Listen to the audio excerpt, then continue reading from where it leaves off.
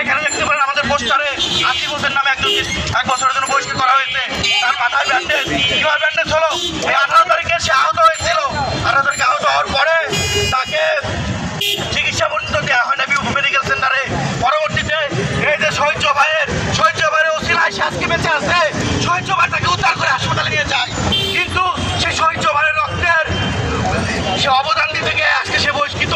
যৌক্তিক দাবিগুলো যদি আজকে না জানাতে না পারি, মানবাধিকার পরিপন্থী কাজ করে বিউপি, কিন্তু কেউ জানতে পারে না, কারণ আমরা ক্যান্টনমেন্টের মধ্যে সীমাবদ্ধ। এবং বিউপিতে যে ভর্তি বাণিজ্য হয়, ভর্তি বাণিজ্যের কথা বলার জন্য আজকে আমরা বহিষ্কৃত হতে হয়, আমাদের আর্থিক জরিমানা করা হয়।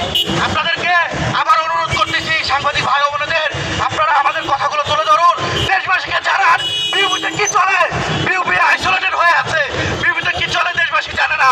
8 জন ছেলে যে বহিষ্কার হয়ে গেল, 8 জন ছেলে যে আর্থিক জরিমানার শিকার হলো, কেউ জানে না। আমাদের উপদেষ্টা নাহিদ ইসলাম ভাই বিসিসিআরকে কল দিয়েছিলেন, বিসিসিআর তার কথাও রাখেননি।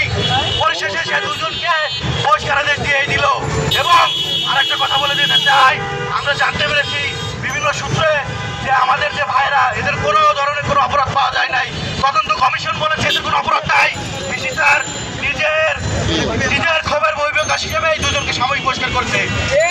আমরা বলতে চাই দেশবাসীকে আপনারা জানান, আপনাদের মাধ্যমে দেশবাসী জানুক, আমাদের যে 2 দফা, আমাদের আসিফ রকি এদের বহিষ্কারাদেশ তুলে ফেলতে হবে। এবং যে 6 জনকে আর্থিক জরিমানা করা হয়েছে, এই আর্থিক জরিমানা মওকুফ করতে হবে এবং তাদেরকে সসম্মানে ক্লাসে ফিরিয়ে নিতে হবে, ক্লাস পরীক্ষা দেওয়ার সুযোগ দিতে হবে। এবং 18 তারিখ যে ন্যাক্কার হামলা শিকার হয়েছি আমরা, এই বিরপুর 12 নম্বরে আমাদের ক্যান্টনমেন্টে ঢুকতে দেওয়া হয় নাই। সে 18 তারিখের ঘটনার যে ভূমিকা ছিল বিউপি প্রশাসনের, সেই ভূমিকা এবং সুষ্ঠু তদন্ত দাবি করে আমি আমার বক্তব্য শেষ করছি। ইনকিলাব জিন্দাবাদ। চেয়েছিলাম অধিকার, হয়ে গেলাম রাজাকার। চেয়েছিলাম